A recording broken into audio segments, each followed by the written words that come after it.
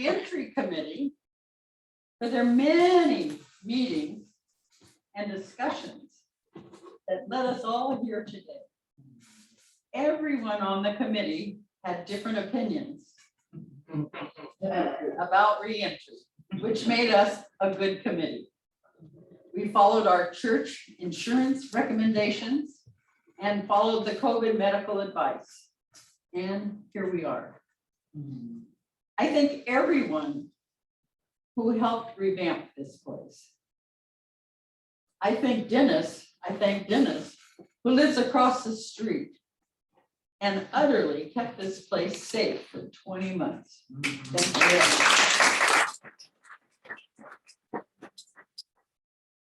I thank everyone who has helped financially to keep this place afloat. Karen, our bookkeeper, has kept our commitments. Because of COVID, it is recommended that we not pass the collection plates during service.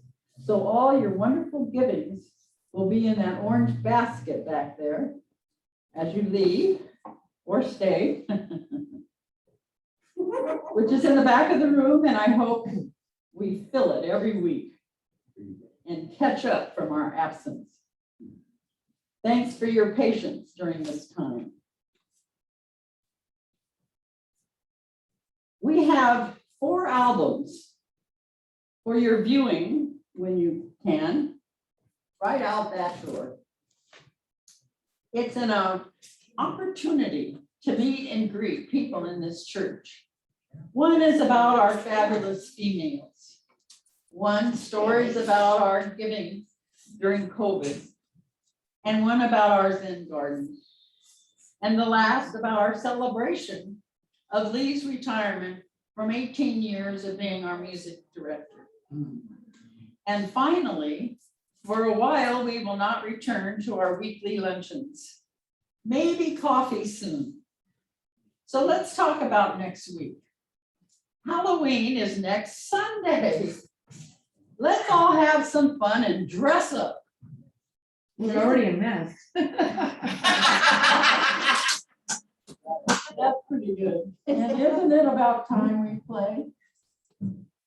So thank you. So now we have a song, correct? Okay.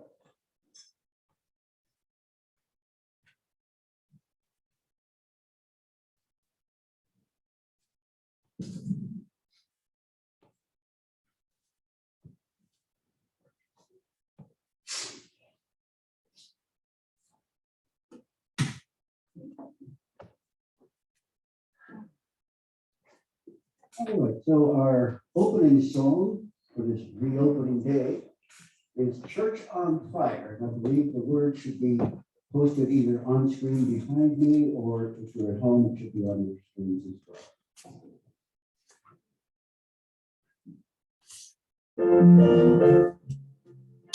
Nobody's here, flowers free. Anything can happen, come to it. Very good, so around here. There's a lot of chance to make it possible. All that work, but there's nothing. Work, something very good so around here. This is a church on fire, with the Holy Spirit way. We have a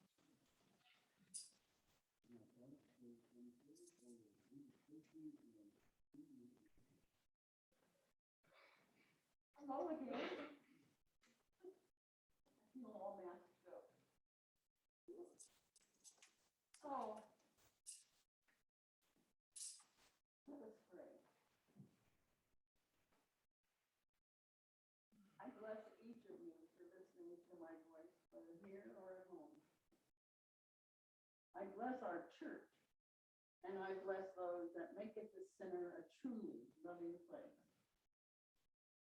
I bless Reverend Jerry for his talk today. Welcome home. I'll meet you there. And I bless all those struggling to find a way, to find more love in their life, to be really well, to listen, truly listen to those around them. I'm grateful for life, for just being here. I'm happy to be here, to have what I have, to be one with the one, and so it is. And so it is. So now we'll do a 3-minute meditation. So we're gonna breathe in. You know, I had the flu last week for about 5 days, and what I found that really made me well was practicing breathing, which sounds kind of strange, but I truly believe that it got me to where I am here today. So we're gonna breathe in and out for 3 times. We're gonna breathe in 4, and we're gonna breathe out 8 before we begin. And then I'll ring my little chime, I think, when we begin, and I'll ring it when we're through. So take a deep breath. That's not easy to say. Take a big, deep breath. For the count of 4, I'll count. 1, 2, 3, 4. Out. 2, 3, 4, 5, 6, 7, 8. In. 2, 3, 4.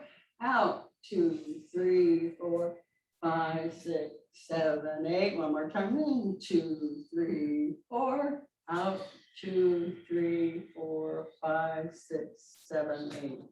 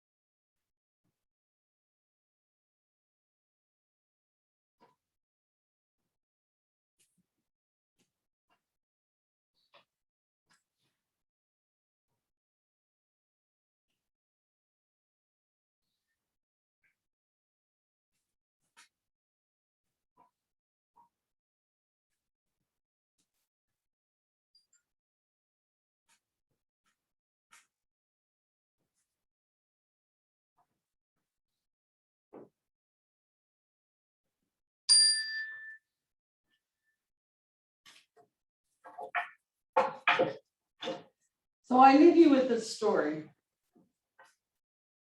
about an 84-year-old bride. The local news station was interviewing an 84-year-old lady because she had just gotten married for the 4th time. The interview asked her questions about her life and what it felt like to be marrying again at 84. And then about her new husband's occupation. He's a funeral director, she assured. She answered. Interesting, the newsman thought. He then asked her if she wouldn't mind telling him a little about her first 3 husbands. Did for a living. She paused for a few moments, needing time to reflect on all those years. After a short time, a smile came to her face and she answered proudly, explaining that she had first married a banker when she was in her early 20s, then a circus ringmaster when in her 40s, later on a preacher when she was in her 60s, and now in her 80s, a funeral director. The interviewer looked at her quite astonished and asked why she had married 4 men with such diverse careers. Easy, she smiled. I married 1 for the money, 2 for the show, 3 to get ready, and 4 to go.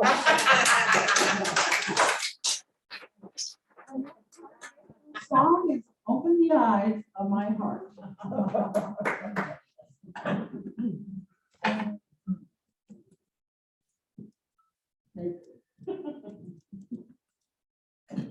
That was great.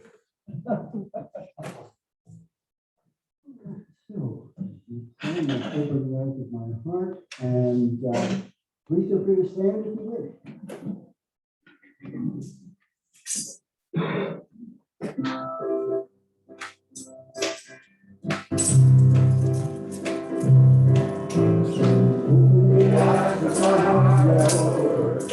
Open the eyes of my heart, I want to see you.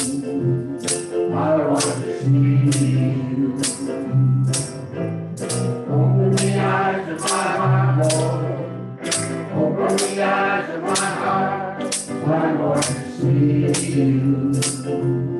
I want to see you. See you high and lifted up, shining in the light of glory. Pour out your down on heaven as we sing holy, holy, holy. Open the eyes of my heart, Lord. Open the eyes of my heart. I want to see you. I want to see you. Open the eyes of my heart, Lord. Open the eyes of my heart. I want to see you. I want to see you. See you high and lifted up, shining in the light of my glory. Pour out your power of love as we sing holy, holy, holy. Holy eyes of my heart, Lord. Holy, holy, holy. Holy, holy, holy. I want to see you. Holy, holy, holy. Holy, holy, holy. Holy, holy, holy. I want to see you.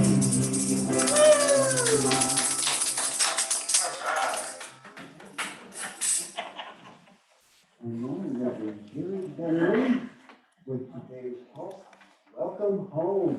I'll see you.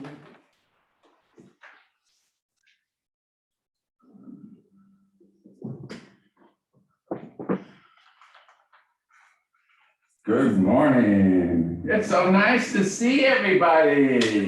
Hey. See you on Zoom and Facebook can't see what I can see. Whoa, I have a mic here. But we have probably, I don't know, 2, 4, 6, 8, 10, 15 people. Plus what we have here, my goodness. So anyway, welcome here. I picked this talk title because I wanted to welcome y'all home. Whether you're here or on Zoom, you're welcome here to this sanctuary. It's opened up for the first official time in 20 months. Who would have guessed back in March, mid-March 2020, I remember having the discussion with Alex. And we were talking, how long do you think we'll have to close? And I said, I don't know, maybe a week or two. She said, I don't think we're going to be open till August. I said, you can't say that. And she looked at me and she said, all right, what can I say? So we take one day at a time. And some practices, that's what gets us through the day. We take one day at a time. We let go of yesterday. We let go of tomorrow, and we are fully in the present. So this theme this month in October is going further together. And today it's a welcome home. I'll meet you there. I'll meet you here. And Ram Dass wrote, we're all just walking each other home. Can you really believe that? Whether you married for the money, the show, or what was it, something and for to go. So yes, we're all just walking each other home and look around you if you're here and if at home, look around at who you selected to be on this journey with you, because they are all important aspects of your life. So it's important to recognize the divinity in each one of us. We teach that God is within us, each one of us, and that means inside of me, that means inside of you. So when you look at somebody next to you or in your life, there is God within them. Don't forget that. And that usually comes up at times when there might be any kind of little dissension going on. I know that doesn't happen in New Thought people. Their life always runs so smooth and easy. There's never any challenges. But in reality, we get to practice our oneness. There is this one reality, and we call it by many names. I call it God or Spirit. Whatever name resonates with you and is personal to you is the one you draw in, and that is your connection to the divine. Ernest Holmes and the Flyleaf of the Science of Mind, 1938 text, wrote a poem, and I only want to read a few lines of it because I think it really resonates. And it resonates with me, and I hope it resonates with you for this time today on October 24th. He wrote, peace be unto thee, stranger. Enter and be not afraid. I have left the gate open, and thou art welcome in my house. There is room in my house for all. I have swept the hearth and lighted the fire. The room is warm and cheerful, and you will find comfort and rest within. Sit and rest and refresh your soul, and you are welcome. So know how that is words written so many years ago by our founder are still true today. They're true in this community. You are welcome here, no matter where you are on your spiritual journey. You are welcome here.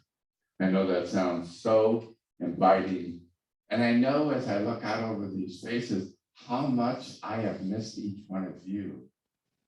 And I am sure that you have missed being in community with each other as well. So yes, we've connected on Zoom or Facebook. For some of you, we've been doing Facebook since before I ever arrived at this church. So Facebook is not new. But what we added was Zoom. And Zoom gave a chance for people to start connecting. So do you see, 2 years ago, people didn't know what Zoom was. So we've evolved, not only in our consciousness, but we've evolved technically. Look, Ashley is our techie today. And look at what we have here on our screen for everybody at home or here in the sanctuary. And as you were aware, singing along in the songs, they were there, so we don't have to do handouts. They're all there for everybody to join in and be free and to move about. You couldn't see me, but I was doing my little dance over here while I was singing. And I invite everybody to let go. Be really just your normal, natural self who you came here to be.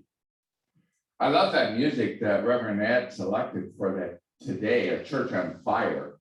And I just want to share a couple of those lyrics because I think they really relate to where we are. And I invite you to really embrace those. It was the Holy Spirit is here. We know that's the truth, right? And its power is real. And anything can happen, and it surely will. Those aren't in the words, those are mine. It surely will happen. And don't get attached. And something very good is going on around here. It is good to be here. So let the fire burn in every heart.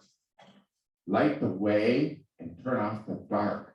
For those of us who have had spells of darkness during this last 20 months, now is the time to emerge from the cave, feel the light, feel the love, and immerse yourself. Last week, I shared a African proverb that said, alone we can go faster, together we can go further. So I think you have to make the decision. Do you want to travel this journey alone and go faster to wherever? Or do you really want to go a little bit slower, but do it in community where you can feel supported and you can support? It's a giving and take relationship. And as we near the journey that we've been outside the walls of this sanctuary, we can keep that in mind, that it is the journey of all of us, that we work in harmony, we work together, and we dig into those spiritual truths that remind us of who we truly are. Thomas Troward wrote, what we shall eventually attain is not what we merely wish, but what we regard as normal. So there is a new normal in town, isn't there? That which existed before COVID ever reared its head, 2 years ago, is now a new normal. We adapt. We all adapt. Some of us more willing than others. Some of us leave our fingernails scraping on the wall as we resist, and others just let go and go with the flow. You get to choose which it is that you want to do. Thomas Troward had such an impact on Ernest Holm that Ernest Holm got his start actually speaking about Thomas Troward's writings, and many of you already know that. But one of the things that really got emphasized and became a cornerstone in religious science is oneness, this concept of oneness. There is one infinite reality. That one infinite reality is undivided. It is complete and whole within itself. And we are all within that. We are all one with that. So if you've been playing small, the invitation is let go and embrace that bigger part of who you truly are. And we embrace this threefold nature, that one infinite reality. It expresses itself in spirit, law, and body, all three. Each individual is made in that image of the divine. Sometimes we get confused and we try to pretend God is made in our image. That's kind of backwards. We are made in the image of the divine, which means that you're perfect, whole, and complete just the way you are.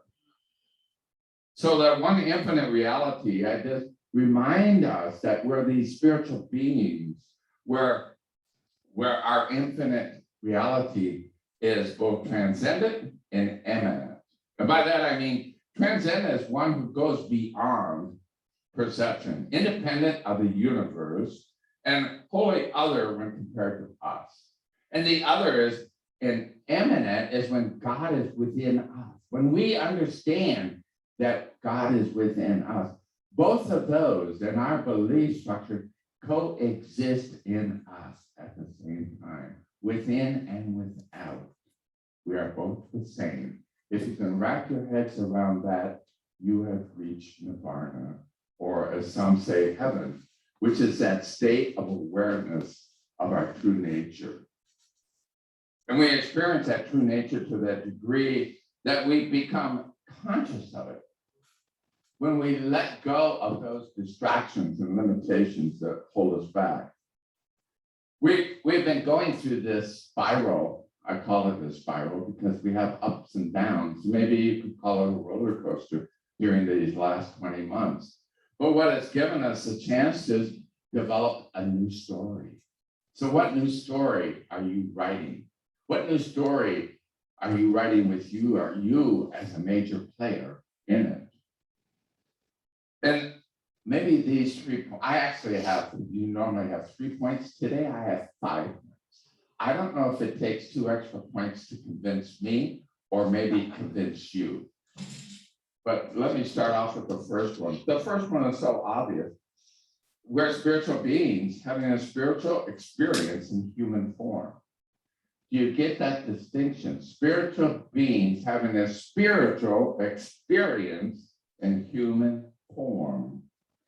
And so the psalmist wrote, I will lift up mine eyes to the mountain from whence come my help. And it was a reminder to move beyond getting stuck in our current situations. Sometimes we see our current situation as a point to pitch a tent, drive in the tent pegs and stay there. The invitation is don't pitch the tent. Keep moving, backpack it out, and keep moving and keep going, because the circumstances that surround us are only there for a moment. They aren't really even real in the next moment, the next day. We're not so, shallow as to pretend that pain doesn't exist. We recognize that pain exists, but we don't have to recognize that it's a necessity. We can recognize that we can move through it. We can heal. We can call upon prayer. We can call upon support. I personally believe that God shows up in white coats and medicine, and I embrace all of those. And I encourage you all to use all of those when you're challenged with any mental health issues, mental health, physical health issues. So it's only by facing our appearances head on and following the infinite within us that guides us through. We have to surrender into it. Ernest Holmes wrote, we must transcend the appearance. Even though we admit it is a fact, we are not so cold-blooded as to say a person with pain that there is no such thing as pain. We admit that fact. It is quite different to admit it's a necessity. Do you get that small inference there? It's a fact, but it's not a necessity. So last week, I also quoted from Rumi, who is one of my favorite Sufi mystic poets. I gave you the first part of his poem, but I want to include more of it today. The poem starts off beyond ideas of wrongdoing and right doing, there is a field, I will meet you there. When the soul lies down in the grass, the world is too full to talk about ideas, language, even the phrase each other doesn't make any sense. As we near the top of the mountain and prepare to pause, we remember that we're reaching towards an experience of divine communion and ourselves, one another, and spirit. So my other point is the 3 F's. By the 3 F's, I'm talking about fear, fight, or flight. They are, and if I say an enigma, They are something we are hardwired in our brain from our caveman, cavewoman days. It is something that we try to become aware of because when situations arise, we go to fear, we go to fight, or we go to flight because we're not comfortable with being in the situation that we are. It's really a natural situation, but it is through training the mind not to stay there. Mary O'Malley, one of my favorite authors, who wrote What's in the Way is the Way. I've used her a few times in talks here, but she writes, opening to life brings you into full engagement with what is happening rather than keeping you caught in a conversation about life. It means giving up your war with what life is bringing you. I love that. Giving up the fight, the war with what life is bringing you. So it's our attachment to what's happening. So I have a friend who is a retired minister, and she wrote recently, my desire is to live at the level of my soul. And I thought, wow. And I kind of adapted that as my new mantra, to live at the level of my soul. When you live at that level, you can let go of so much. It becomes so freeing to me, and I hope to you, that if you embrace living at the level of your soul, that means you actually merge the two worlds, the spiritual world and the reality that we live in, with the rain and with traffic, with smiling people and not so smiley people. So Michael Singer wrote in The Untethered Soul, we put those things to us that we desire and we push or resist those experiences which we judge as bad or not welcome. Isn't that true? We place a judgment on things. We decide and make an impression, good or bad. What would happen if you didn't make any judgment? What if you just said, that's an experience? Well, how would that feel? So what does that mean? For me, it means living without attachment. So Mary O'Malley asked the question, what is it that you want from this life? I think that's a pretty basic question. What is it that you want from this life? Do you want to have something material? Do you want to have something immaterial? Do you want to have something that enriches your life? What is it that you really want? And when I say immaterial, I'm not talking about those things that don't count or don't matter. I'm talking about those things which are not material by nature. So do you want to be happy, wealthy, healthy, or wise? And if you think that sounds like Karen Drucker's song, you're close to right. Her song is happy, wealthy, happy, healthy, wealthy, and wise. And it's our choice. We can do that. And she sings that song. And if you've ever listened to it, what she'll say is, knowing all the things I know about science of mind, how can I pretend that these things are not true when it is my thoughts, my mind, which control all of these things? It is our mind. It's not a Jedi mind trick. It is our mind which controls what we see in front of us. It controls how we react to what we see in front of us. And Mary O'Malley asked, what would it be like if you knew that everything was always going to be okay? What would that feel like if you knew for certain that everything was going to be okay? I think it really changes our attitude. It really changes the way we approach our life when we really know that it's how we react to all of that. She says, trust does not mean trusting that you will get what you want. It means understanding you will get what you need in order to come out of the clouds of struggle. So it's not that we get that attachment and we kind of preempt God with what we want, when in fact, what we need is what's being called into our consciousness and what we need. So I already touched a little bit about this, but my fourth point is our thoughts are powerful. And the power of the mind, our mind. I have friends who say, oh, I can't do anything with it. That thoughts just pop into my head. But you really can take control of your mind. And maybe you need to practice a little bit. But you control your thoughts. And so when things happen to you that you make a judgment that they're wrong, you can decide whether to let those go or whether you could just look at it on it a different way. And when you look at it a different way, my experience is it opens up the universe to deliver a solution to you in a way that you could not imagine. Because we place our expectations on our past. And think about how limiting our past is, our past experiences.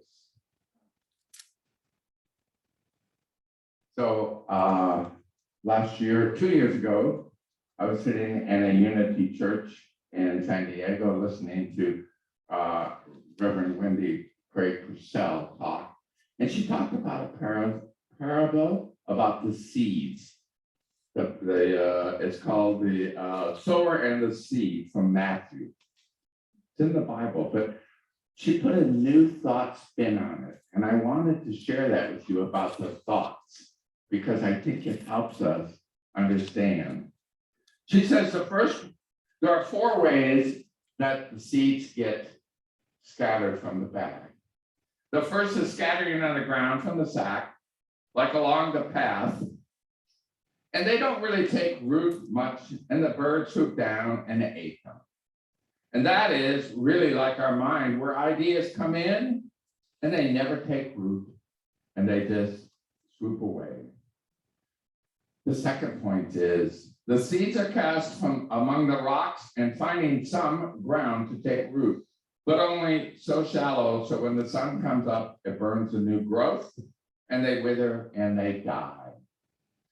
So do some of our new thought ideas come. They take root, but not so deep that they wither and die. Can you imagine that? That happens to a lot of people when they first get into religious science. They grab onto some new thought, but it doesn't take real root and it doesn't really grow them. They have maybe 10 years of 1 year of science of mind experience rather than 10 years growth of science of mind experience. If you understand that, you get a graduate degree. The third point is the seeds are cast among the thorns and they grow together. The thorns choke out the new growth in the seeds. And so like our new thought, when challenged, are choked out by outside influences on our thoughts. We let other people dictate our behavior.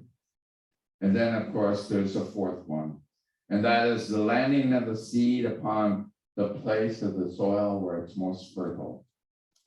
They take root and they flourish. So the invitation today is open your minds to let in some of the new thoughts take root in the fertile soil of your mind. So if Michael Singer wrote, it's not about getting anything. You're not going to go where you want to go until you let go of yourself. You must let go of who you think you are in order to become who you are. Think of that. Because sometimes it's our ego that drives us. There is nothing wrong with our ego. Our ego has gotten us here. But don't let your ego be the chief driver when the spiritual should take over. So let me wrap this up with a reminder to be in the present moment. And part of it is when I realized that the experiences I disliked the most, I kept inside of me. ever ready to be brought into my presence? I bet I'm not alone. And my present mind of thinking by anything that triggers them, when you haven't released those thoughts, those negative thoughts, and you hold them within, you get triggered by people, by their words, by their actions. And sometimes that words of your reaction fly out of your mouth before you even know, and you don't even understand what triggered them. It is the why. It's because we hold that stuff inside of us. But I also realized that the same is true of the things I really like. Things which made me feel all warm and fuzzy. Those memories that gave me joy in the past. And again, past events coloring current reality means I'm not fully living in the present moment without attachment, because I'm really trying to recreate the joy of the past. I liked it, so I want to see more of it. And I try and make the events of today like the events of yesterday. So somehow it seems easier to do the inner work to clean up the past garbage and release them all. Release our attachment of the past. Our spiritual growth is about letting go, about living in the present without judgment or filters. What is the benefit? You can relax and you release back into your seat of consciousness, to that place where it's left after the garbage is gone, after everything is clean. So do you want that? It's your choice. We have free will. You have a free mind. So it is your choice to choose.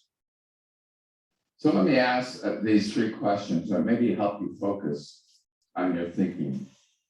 Ask yourself, where do I get stuck in ideas of right and wrong? I know nobody here ever has that problem. Where do I get stuck in ideas of right and wrong? Another question is, what would my life be like if I truly trusted the universe? What would my life really be like if I trusted the universe to deliver my highest good, regardless of appearances? What would a new normal look like for me? And how can I begin to establish that as a consciousness? Those are 3 ideas that I leave you. There's 3 questions to think about how to live a life which will be one that is valued by you. You are the chief engineer of your life. Understand that. So this next weekend, we celebrate that time of belief of the veil between this world and another world that's called Halloween, or the Dia de Muertos. So the Day of the Dead. It gives you a chance. When you look at it, you can make a corresponding value to your life. We look at Halloween kids running around with masks and terrifying outfits, trick-or-treating, and we see joy. And yet, if you could take that same joy about something that could be perceived as scary into your own life when events happen that look scary to you, if you could transpose that into a joy and celebration and know that all is right. It's all perception. You get that. It's how we look at what is happening to us in life. So I invite us all just to relax, breathe, go into your consciousness, know that God has got your back, that you are home, you are welcome here, you have friends, you have companions on this journey with you. They are your support team. Namaste. So thank you, thank you. Now let's pray. I invite you to wherever you are, it's safe, to close your eyes and go within. There is this one divine source, one divine life, one divine energy that is flowing in and through me, that is absolutely all that there is. I know that this is the truth, that there is this one life. I claim it as my life. I claim it as your life. It is the oneness that we all are. I know that whatever challenges we are going through, I do not deny those challenges, but I know those challenges do not have to stay. So I release them and back into the nothingness from which they came, knowing that all is well, all is God, all is good. And I know that whatever is transpiring in our lives, that it is for our highest good, whether it slows us down or speeds us up, whether it forces us to give up control, whether it lightens us up into giving more love for ourselves, more love for others. When we open up our hearts and let go of the judgment of ourselves, our love blossoms in us and it lights up our faces and invites other people to share in the light and the love that we have to share. So I know that we are all walking warriors of love and joy in this world. I call it good. I call this First Church of Religious Science absolutely perfect, just as it is and just as it is not. That it is this beautiful place of welcome home. I am so grateful that we are here today. I call it good, and so it is. I have an affirmation which I may not have sent it. So the affirmation is, I'll say it once and then I'm going to invite you to say it with me. I step out beyond my old limiting ideas into a fresh new field of freedom.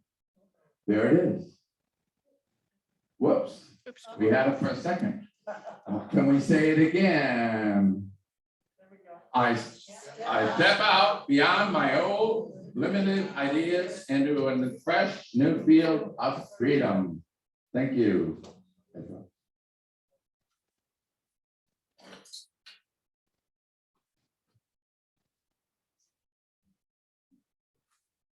We'll now invite Lynn and Lee to return to the platform. And we have our solo song. It's a song especially written by Lee Wingfield for this occasion. So it feels so good. And later on, we'll invite you to sing along. I wrote a song, how about Yeah. Sing a song. I don't get together.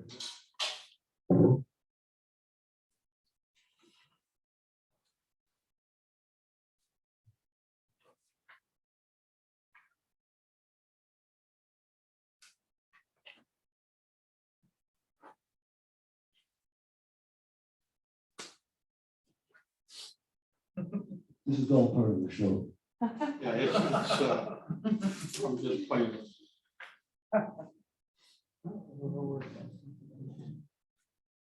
Here.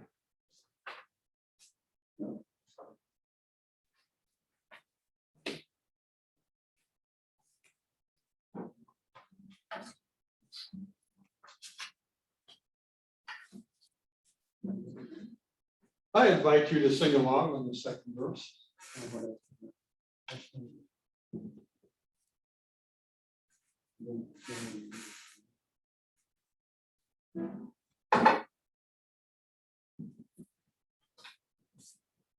Well, take a break. I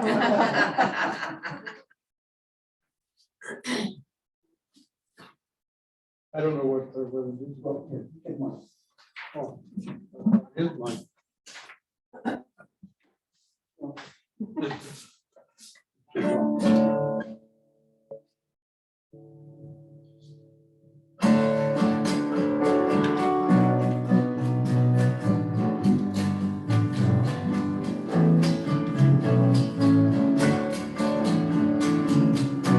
Sing along on the second verse. Feels so good to see you again.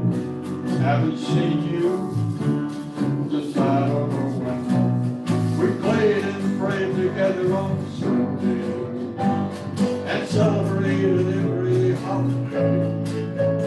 Feels so good to be in this place full of love and grace, to play and pray together once again, hand in hand in circle file. Feels so good, feels so good,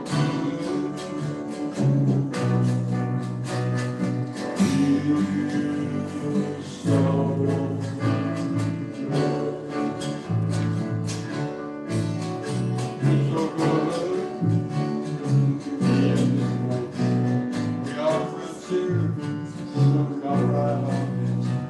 let's play and pray together once again.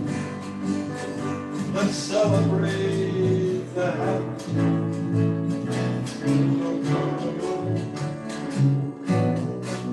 Feels so good.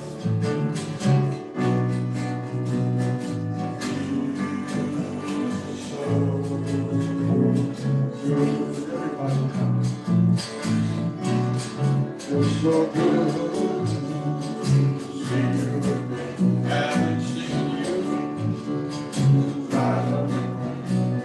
We played and prayed together on Sunday and celebrated every holiday. Feels so good to be in this place full of love, friendship, and grace. To play and pray together once again, hand in hand in circle file. Feels so good. Feels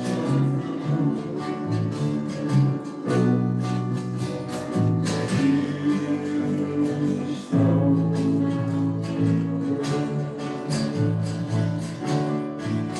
feels so good to be back again.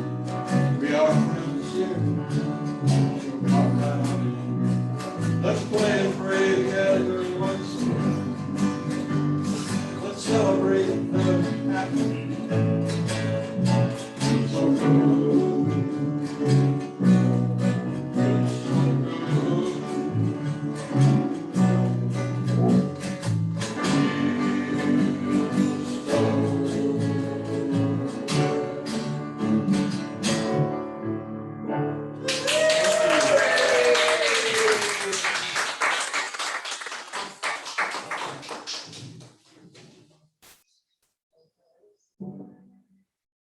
Now we have our prosperity affirmation and blessing by Reverend.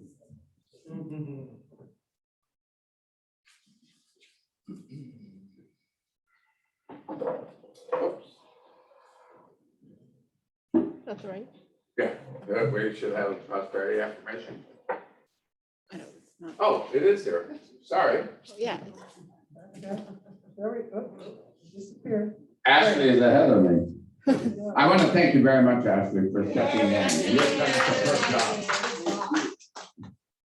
Clark has been our techie, and he has trained Ashley as a backup, and she has stepped in and done a marvelous job today. I appreciate it. So now it's time for our giving, and so I invite you right now to, if you have a check, as Alex said, there's a red bucket, and what we're doing because of COVID, we are not passing the bucket. What we are doing is asking you after the service on the way out, just to drop your contributions in the bucket. But right now, I'd like you to take it and hold it over your heart and recite with me. Divine love concentrates my gift. It gives forth to heal, to prosper, and to bless. It is evidence of my conviction that God is the source and the substance of my supply. I release my gift, knowing that it returns to me, multiplied abundantly, and so it does.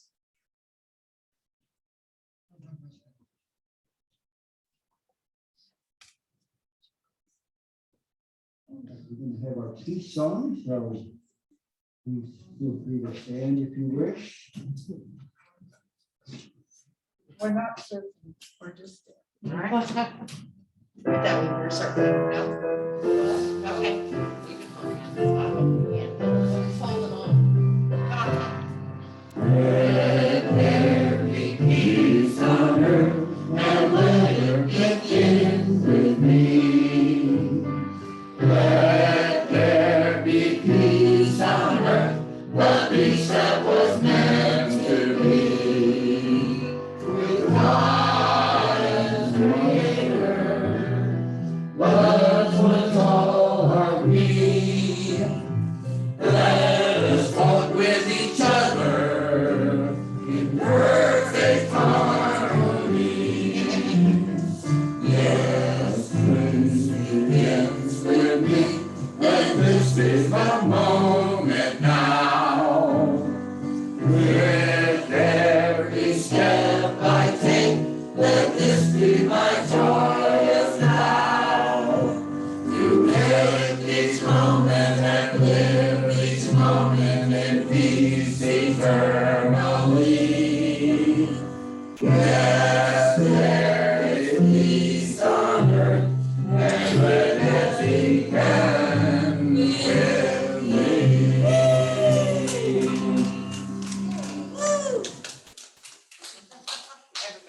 You guys are great. So before the benediction, I have one thing. I have 2 copies of the current Science Mind magazine. I did not use this material for this talk, but this supports my talk today. So if anybody wants to anchor in The Other Self by Ernest Holmes on October 24th, or Love for Each Other, I have 2. I'm going to gift them to the first 2 people that grab these at the end of service. I have an advantage. I love a little contest. All right, so let's just take a moment and going within. I love the laughter that I've heard in this room today. I love the joy, and there's such an outpouring as I look out at all the faces, and I see them even with masks on. I can see God within them. Truly, we are living the Namaste today. And so for all of those of you who are home or viewing this on Facebook, I welcome you and I hold you in my prayers, knowing that all is good, all is well. So I know that we go out amongst our day as God is providing the rain that is washing away all of the debris, washing away those things to allow the newness and the freshness to come into life. And we use nature as an example of how life can be refreshing ourselves. So we let go of limiting thoughts and we step into our greatness, knowing that we are worthy of it. We are one with the divine, that divine energy that is flowing in and through all of us. So I bless each and every one. I know that we all travel safely to our next destination. And I know we go with God. And so it is. So it is. Oh, awesome.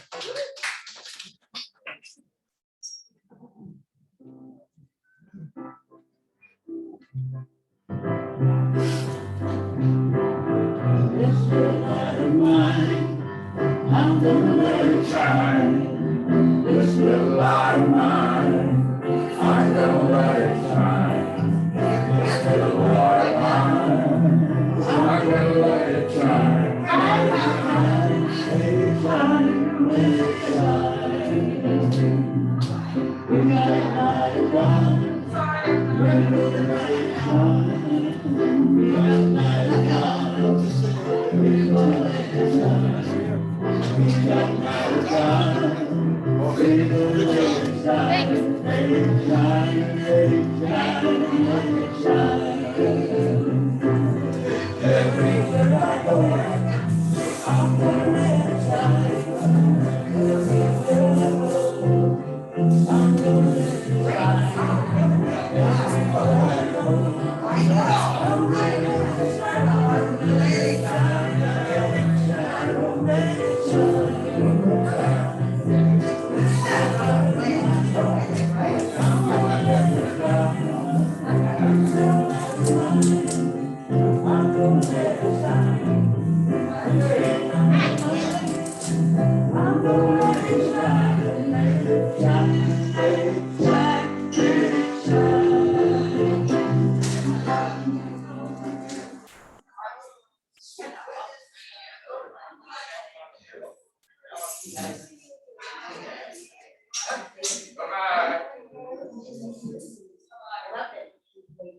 I think you're talking. Oh, I have a little bit of an announcement before everybody leaves.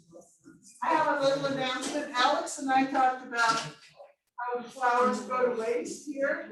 You know, they're just leaving, so each week we want to give them to people who have really helped out here. And so I'd like Dennis and Emily to take those flowers.